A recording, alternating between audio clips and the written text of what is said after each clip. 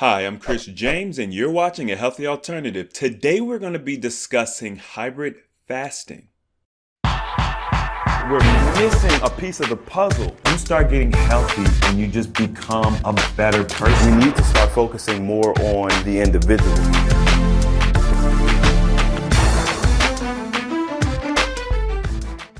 Okay, so I thought that I did a video talking about hybrid fasting, and then I got a comment, and someone was asking me about hybrid fasting, or I wanted to tell somebody about it. So I went to go look for the video, and I couldn't find it. So either this is going to be a duplicate video, or it's an original. I don't know, but we're going to go over this again because hybrid fasting is such a unique technique that you can apply to your overall fasting journey in order to prolong your fasting cycles.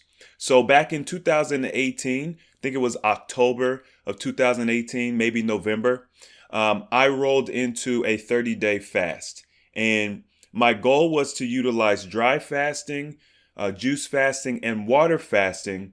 And because of the pros of each individual fast, I could use the pros to my benefit as I progressed along this fast. Meaning, if one fast is strong in one area where maybe a different fasting technique is more weak, and I could pretty much cycle in and out of these different ones. So for the month of November, I did dry fasting, water, and juice, and I would use them interchangeably. So number one, let's look at the kind of the benefits or the weak points of the different fasts.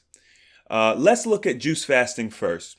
Juice fasting is typically believed to be the least most effective fasting style, just barely squeaking out like fruit fasting, which a lot of people don't really consider that fasting because they're eating.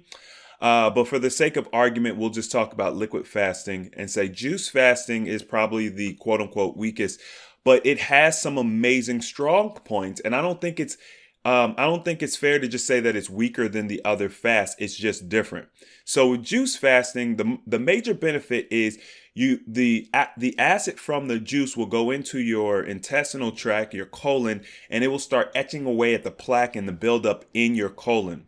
That's the stuff that causes sludge and bacteria, and that bacteria will leach into your bloodstream, and then from there you can get disease all over your body. So being able to flush that out is extremely important, and juice does this very well. Helps with people who are experiencing backed up bowels. Like if you're not going to the bathroom regularly, I mean, at the very least you should be going once a day, but some people aren't going for 3-4 a week. You know what I mean? So juice fasting would be great to kind of jumpstart that process of elimination. Now, where the juice fasting really kind of highlights is you can essentially eliminate cravings and even to a degree detox symptoms by juice fasting. Now, don't get me wrong, you're not going to eliminate it completely, 100%, but it is one of the easiest fasts to do in the way of like detox symptoms and cravings, because you're still being satiated. The juice has sustenance, it has energy, and so you're still getting that. And although it's in a very easily digestible format, it does kind of stunt your detox process. So it's a much easier fast, if that makes sense. So this is very important to remember and understand, because we could use this when we're doing our hybrid fasting. The next fast that we're going to be talking about is water fasting, which you all are probably extremely familiar with, and you've probably done some water fasting. Some people revere water fasting as true fasting or pure fasting. I wouldn't go that far to say that, because dry fasting is probably the purest fast, but water fasting in modern times is like the gold standard. So with that being said, we're familiar with the detox symptoms that come along with it, the hunger pangs. Okay, so this is where juice fasting kind of squeaks out water fasting. Water fasting, your detox symptoms won't be as intense as if you were doing a dry fast, but they're going to be much more intense than juice. I mean, much more intense. However, your weight loss will increase with water, as well as, disease reversal. You're going to see your outcomes much more quickly with water, which is why it's so popular. But by the same token, it's a little bit more challenging in the way of cravings and detox symptoms. So when I do my hybrid fasting, because water fasting is kind of like a great middle point between juice and dry as far as, the actual benefits versus the detox symptoms, I usually like to start my hybrid fasting with water, right? You can get off to a great start. You want to first start with a great prep, which we teach. We taught it through the 21-day challenge. People were getting phenomenal outcomes from just the prep.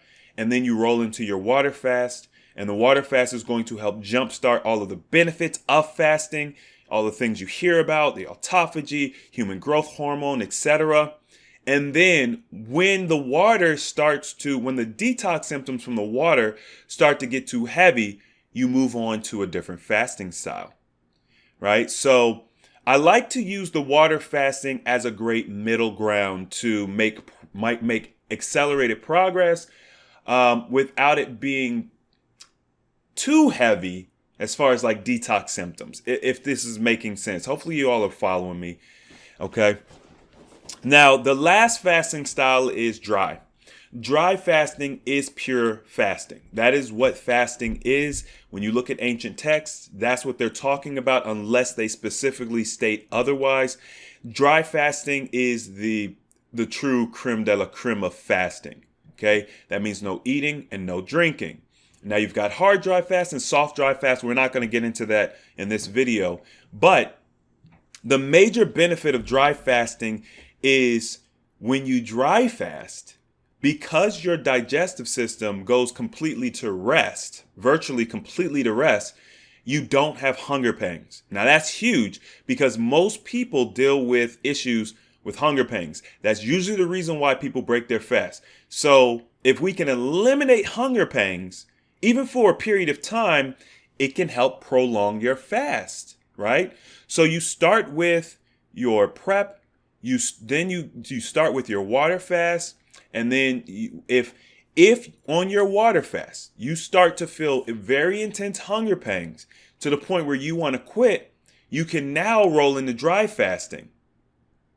Dry fasting will allow you to eliminate the hunger pangs, and then from dry fasting, you roll back into water, and then from water, you go again. If you're experiencing really heavy detox symptoms, right? So detox symptoms and hunger pangs, I'm kind of putting in two different categories.